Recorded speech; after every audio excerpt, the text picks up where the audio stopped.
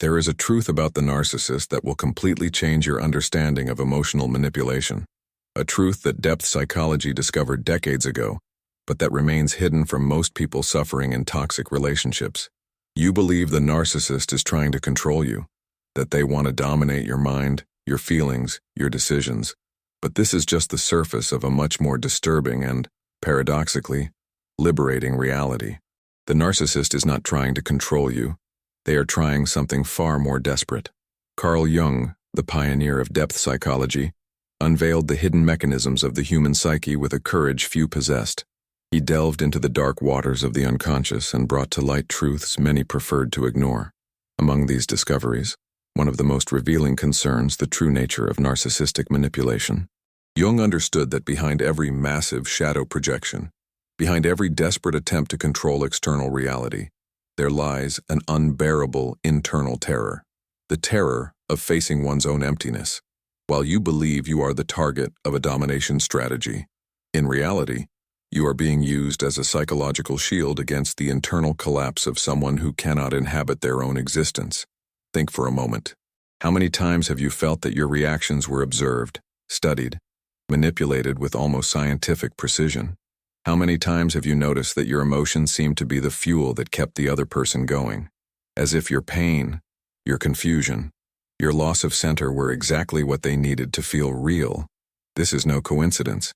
It is an archetypal dynamic that Jung identified as the projection of the unintegrated shadow. The narcissist doesn't want to possess you. They want you to be the receptacle for everything they cannot face within themselves.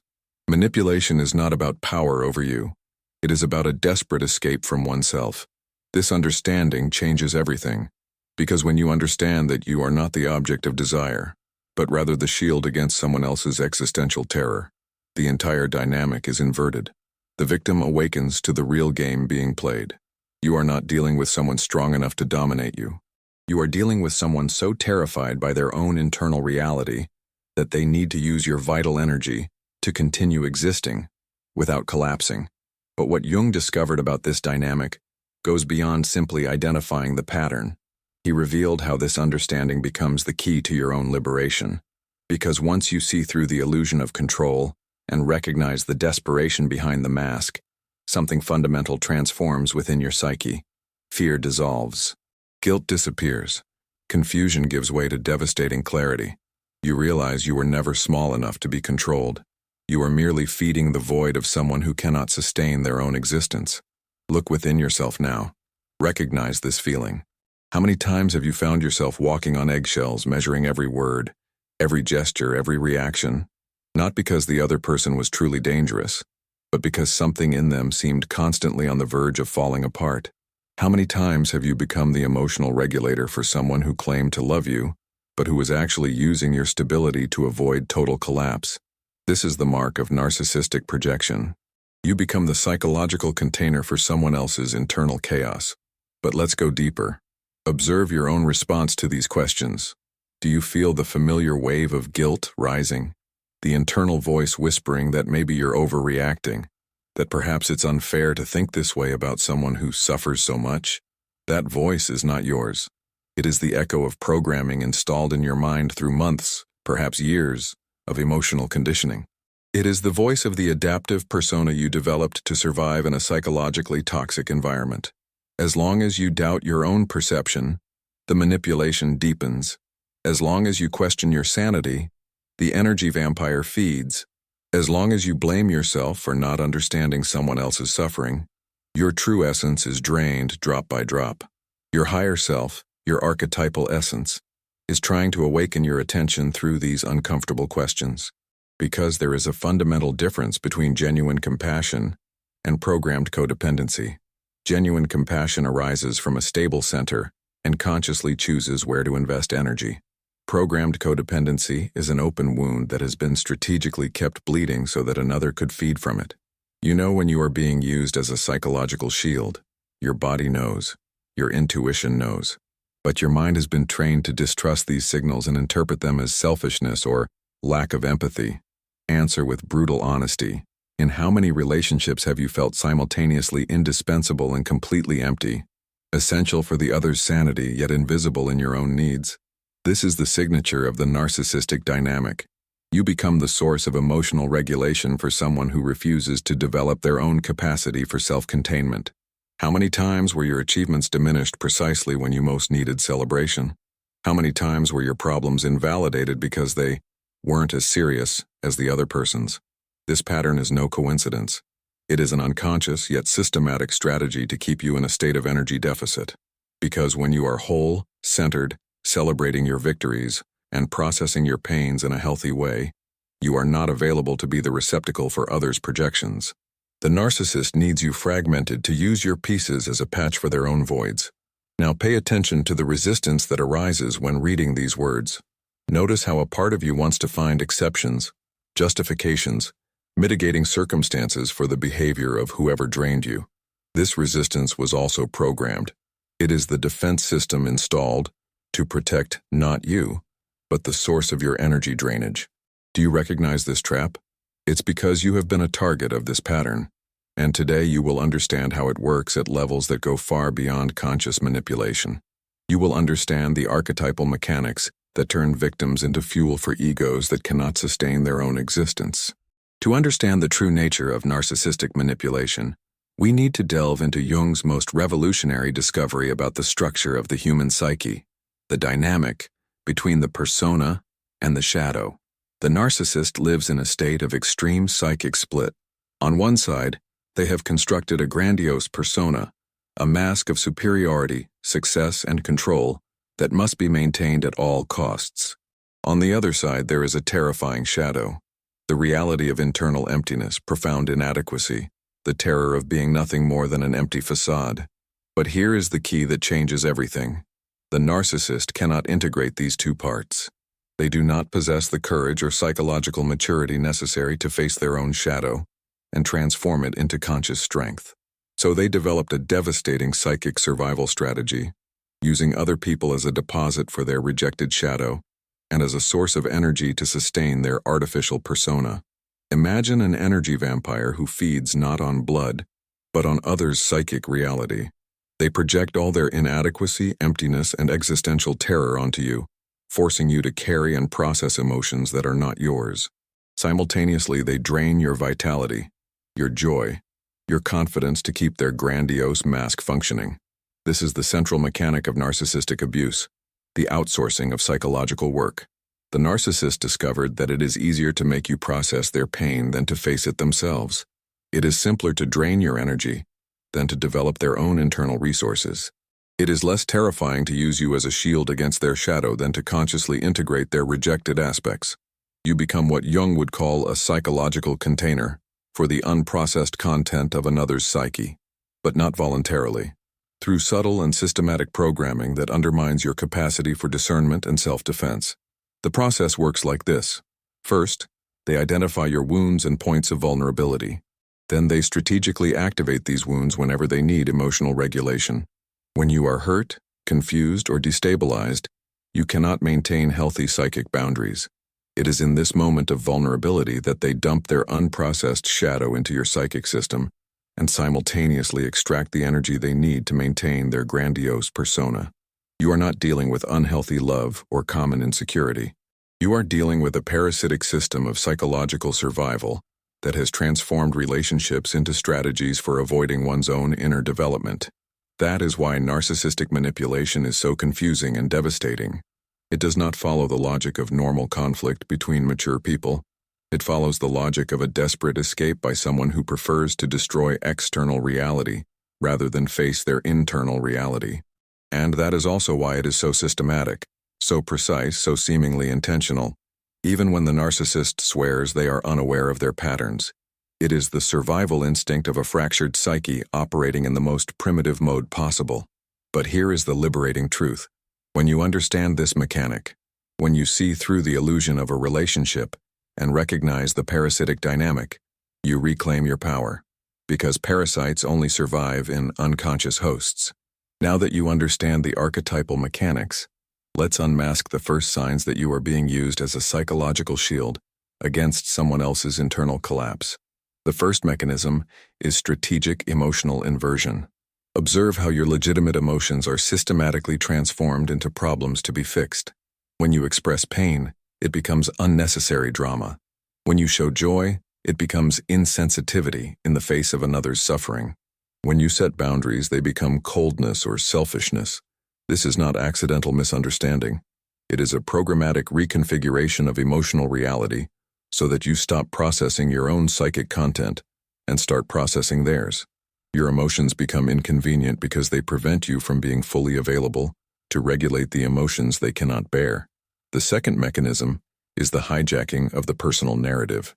Notice how your experiences are constantly reinterpreted through the lens of their needs. Your professional achievement becomes a demonstration that you don't value the relationship.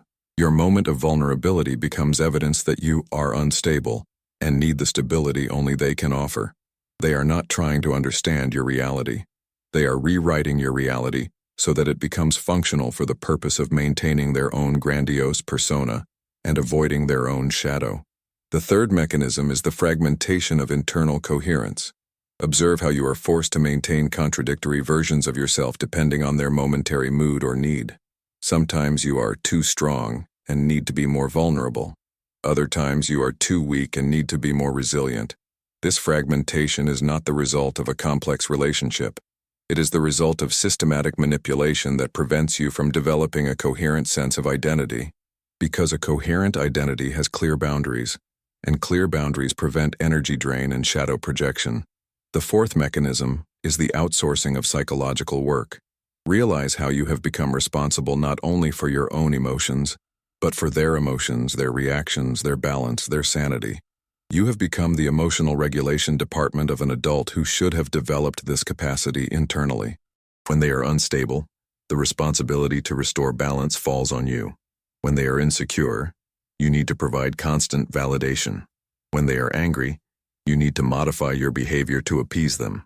You have become the life support system for a psyche that refuses to develop its own basic functions of self-containment. The fifth mechanism is the annihilation of personal temporality. Your needs are never urgent, but theirs are always emergency. Your projects can wait, but theirs require immediate attention. Your problems are drama, but theirs are existential crises that demand total mobilization of resources. This creates a temporal distortion where you permanently live according to others' urgencies, without ever having psychic space to develop your own processes at your own pace. You become hostage to an external temporality that impedes the development of your own individuation journey. These 5 mechanisms operate simultaneously to create a psychological environment where you gradually lose access to your own internal reality and become totally oriented towards maintaining someone else's stability. You cease to be an individuated person and become an extension of the psychological defense system of someone who cannot face their own shadow. But there are still more layers in this matrix of manipulation that need to be unmasked. The final mechanisms are the most subtle and devastating because they operate at the level of reality perception itself. The 6th mechanism is the distortion of psychological causality. Observe how you have been trained to believe that your reactions are always the cause of problems, never a legitimate response to the stimuli you receive. If you get irritated after being disrespected, the problem is your irritation, not the disrespect. If you withdraw after being manipulated, the problem is your defensive behavior, not the manipulation. This causal inversion is fundamental to keeping you in a state of constant self-monitoring and chronic self-blame. Because when you believe you are always the cause of conflicts, you stop questioning others' behavior patterns and obsessively focus on modifying your own natural and healthy reactions. The 7th mechanism is the appropriation of psychological language. Notice how concepts of personal growth, spirituality, and psychology are distorted and used as tools of control. You need to work on your ego. That's your projection. You're being resistant to healing. Become manipulative phrases that invalidate your perception and make you question your own sanity. They hijack the language of conscious evolution to keep you in a state of perpetual doubt about your own perceptions. The very quest for personal growth becomes a trap that prevents you from trusting your instincts of self-preservation. The 8th mechanism is the simulation of strategic vulnerability. Observe how, in moments when you are about to set boundaries or pull away, they suddenly become vulnerable, hurt, or have a crisis that demands your immediate compassion. This vulnerability is not genuine. It is a manipulative tool that exploits your empathetic capacity. Real vulnerability seeks authentic connection and mutual growth. Strategic vulnerability seeks to nullify your capacity for self-defense and re-establish the energy drainage dynamic. It always appears at the most convenient times to interrupt your individuation process and pull you back into the role of emotional regulator. The ninth mechanism is the systematic erosion of the support network. Notice how your healthy relationships are subtly undermined. Friends who don't understand you, family that is toxic, therapists who don't know what they're talking about. They don't directly cut your connections, but they plant seeds of doubt that gradually make you isolate yourself from sources of external perspective. This is essential for maintaining the distorted reality bubble, where manipulation can operate without question. People with a healthy support network have external reference points that allow them to identify abusive patterns. The 10th and final mechanism is the perpetual promise of transformation. Observe how there is always a next phase where everything will get better. They are working on themselves, going through a difficult time, almost reaching a big change. This promise keeps you emotionally invested in the fantasy of a different future, preventing you from seeing the present reality. Genuine transformation produces concrete and sustained behavioral changes. The manipulative promise of transformation produces only discourse that keeps you waiting for a version of them that never arrives. These 10 mechanisms function as an integrated matrix that transforms relationships into systems of energy drainage and avoidance of psychological work. You are not dealing with unhealthy love. You are dealing with an unconscious yet systematic strategy of outsourcing inner development. When you recognize these patterns, when you name this dynamic, when you see through the illusion of a relationship, something fundamental shifts in your psyche. The spell breaks, and your sovereign essence begins to reclaim its place. Now that you have the complete map of narcissistic manipulation, the time has come to transform knowledge into practical liberation. Identification is only the first step. Individuation requires conscious and courageous action. The first practice is the energy drainage inventory. For 1 week, observe where your energy goes. Keep a journal and record. After each significant interaction, do you feel energized or drained? More confident or more confused? More connected with yourself or more fragmented? Stop interpreting these signs as your sensitivity issues and start recognizing them as precise data about the energetic quality of your relationships. Your body knows who fuels your vitality and who devours it. Trust this instinctive wisdom. The second practice is the recovery of the personal narrative. Choose a recent experience that was reinterpreted or diminished by someone. Rewrite that experience through the lens of your own perception, without worrying about being fair or understanding of others' interpretations. Ask yourself, how did I truly feel? What really happened?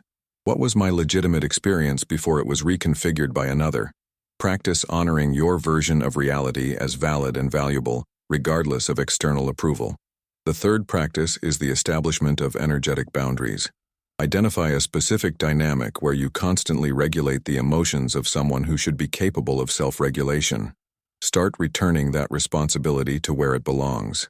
When someone comes to you with a problem that is clearly an attempt to transfer anxiety, practice responding, "That sounds difficult for you. How do you plan to handle it?" When someone comes with emotional drama seeking regulation, practice, "I notice you're going through something intense. Perhaps it would be helpful to talk to a professional about it." You are not being cruel. You are being healthy. Mature relationships do not demand that you be the emotional life support system for another adult. The fourth practice is reconnecting with the sovereign self. For 15 minutes daily, practice conscious dialogue with your deepest essence.